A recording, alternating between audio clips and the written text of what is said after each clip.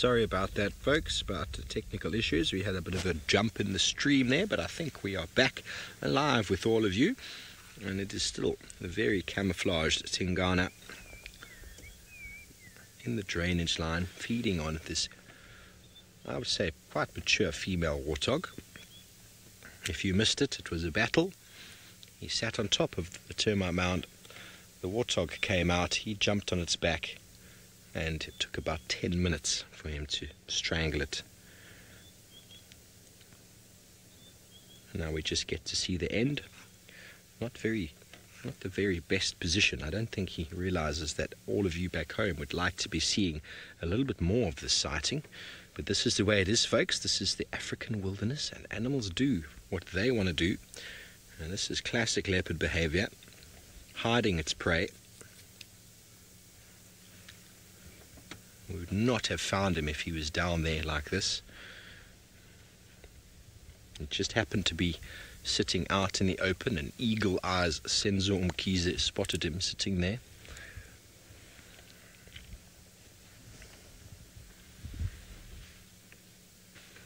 What a beautiful morning.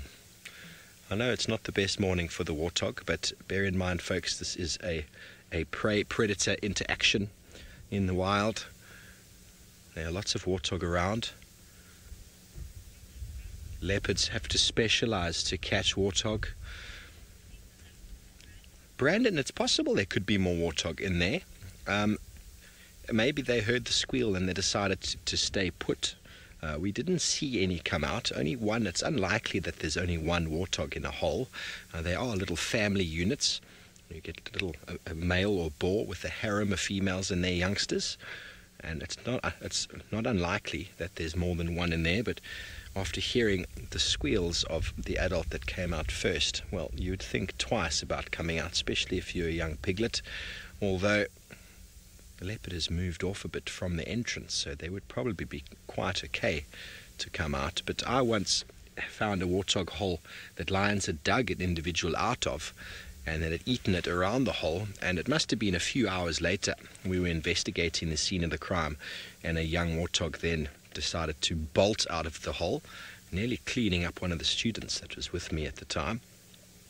So it had sat in the hole the entire time that had gone down. It must be quite something to experience, sitting in a hole in the ground while you can clearly hear something terrible happening above ground. But that is nature. That is what happens out here, and we can't judge it. We just have to observe. We're not getting involved. We're not helping the leopard. We're not helping the warthog. Each of them has their role to play.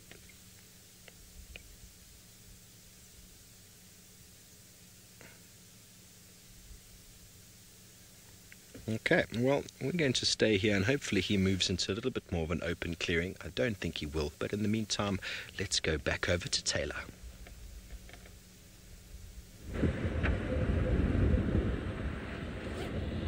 Clean hands, I've washed them. We've managed to change the tire.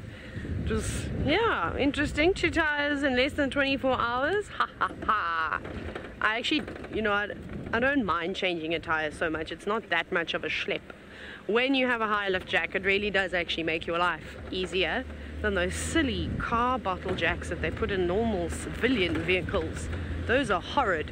Anyways, so we changed. We just then had to try and find a tire because Jigger also didn't have a spare tire. Jigger's sitting at the workshop. She's broken. And managed to find one though and put it on. And I've also used the sunscreen as hand lotion again. I think Nivea needs to change their slogan. Pull their sunscreen slogan. Anyways, because my hands feel very soft right now. I might even do a little bit more. At least I know they'll... Anti-aging cream as well. Keep my hands youthful. I think that's one thing people overlook, is actually putting sunscreen on their necks and their hands. Because, man, gotta look out for them. Cool. Anyways, I still don't know about what's going on with the leopard saga, so please keep an eye out around Vuyatela Dam today if you are zooming, or if you're just observing, that's also fine. Because there were from Final Control there were reports of a leopard, but no one else saw it, so I don't know where he's gone. And I said I also went back to check for tracks. There's no tracks at all, so maybe he's just in the thicket somewhere. And there's lots of Inyala, lots of Impala around, so he could be in there. Goodness, now that the sun is starting to break through the clouds, you know that horrible glare that you get on those very overcast days? That's kind of what we got at the moment. And now we're just doing the quarantine drive, because we only just came out of camp, so I wasn't really going to go venturing off miles away when I'd have to just turn around to come back home again. So how many times we've gone around the middle of quarantine? Twice. We're now going around the outer leg of the open plains behind camp. There isn't anything here, unfortunately, but maybe we will see a bird or a squirrel, so that's something to look forward to. Lovely. Right, you may have seen it, a Dacre just dashing off. Well done, Vim, at least we got to see something. However, the Mara is filled with animals at the moment, so it's very easy for David to just point left, right and center, and well, hopefully he'll show you something wonderful. We got lots of vultures flying in the air now, and what happens? Mom, do you want me to give a different angle? That's fine. Okay, let me give a different angle there. With the wildebeest or with the migration going on, hang on for a minute. Keep coming, Manu. We'll always have lots of birds of prey in the air. We'll try there. Let's see if Manu can be able to get this. Manu almost gets almost anything. Sorry, there's a bit of roof on that area, and those vultures are rather in a tricky angle. Whether to be able to catch them gliding in the air like that one there. Very good. And they take advantage of the heat thermals, flap a few times and just glide.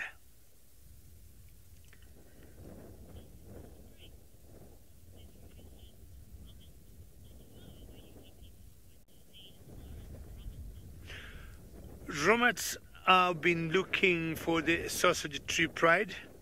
I've been looking for the sausage tree pride since morning. And I was talking earlier, we saw one of the males around this area called Kipuli that was involved in a fight with two other youngsters, two other young males. And it fought one male in the morning and it fought the other one in the afternoon. And it regained its territory and it kept a female that was in estrus to continue mating with. So this area we are in, we have always seen the sausage tree pride around here. They have a huge area, but we have not been lucky yet. But hopefully we'll see them at one point. They could be anywhere, but we know they are here.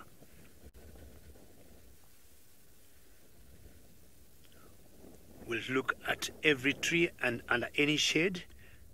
So such areas like that drainage area you see there, because they'll always know animals may come for a drink, or the trees that make very good shade, they take advantage of them just to cool off, or maybe chance on an animal that may come to drink. You can see how the grass is being blown there, the red oat grass, because of how the wind is picking up.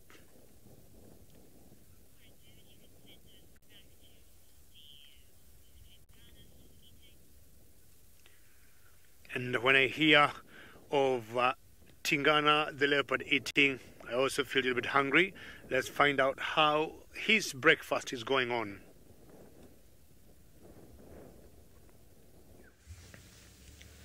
Well, his breakfast is going very nicely, thanks, David. He's on the rump, it seems. He's busy eating it and licking the blood at the same time. Can't really see too much, but through the investigations I've been doing with my binoculars, I can tell where the head is and the distance from the head to where he's eating. There's no doubt that it is the rump that's being fed upon. That is, I'm afraid, as good as we're going to get, ladies and gentlemen. He's doing a little bit of grooming now, cleaning the blood from his face. Maybe he wasn't as hungry as we thought he was, just opportunistic. It's possible he might have killed something else. We don't know how many days he's been apart from his new bride.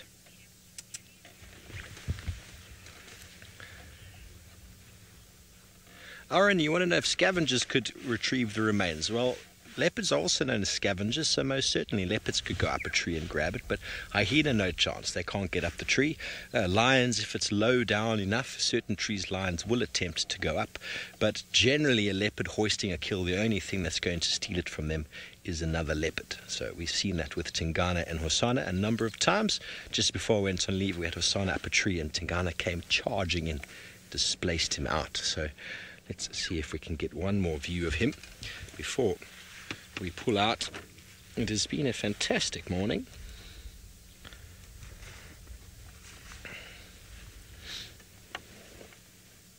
He's busy grooming himself. He had a bit of blood on his face from when he killed the warthog.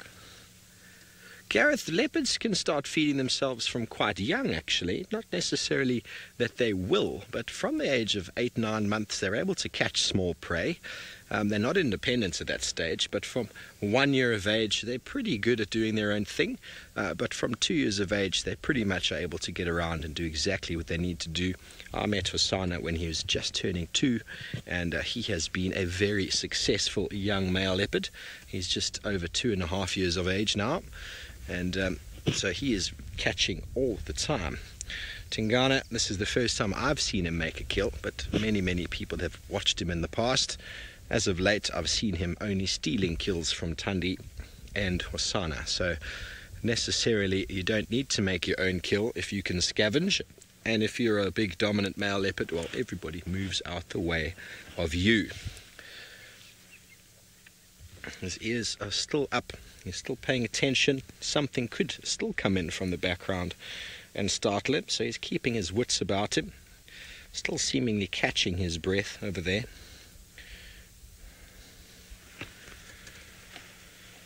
But I'm sure he will be in and around this area this afternoon. That is certain. Thank you to everybody for your interaction this morning. Thanks to David up in the Mara, Taylor for your efforts down here in South Africa.